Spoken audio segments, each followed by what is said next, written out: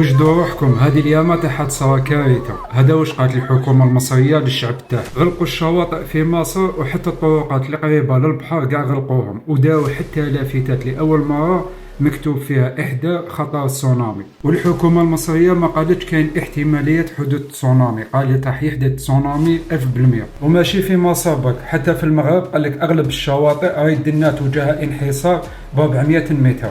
العالم الهولندي قال لهم هذو العشر ايام استناو تصرى كارثه، والعلماء تاع مصر حتى هما وافقوها راي، وقال لك كاين 15 زلزال ضرب في البحر، وهذوك الزلزال داروا انشقاقات في الارض، قال لكم بسبتهم راح يصير تسونامي. واللي راحوا البحر هذه سمانه حين يفهموا بلي البحر كان كارثه، اذا دخلت صعيب باش تعاود تخرج.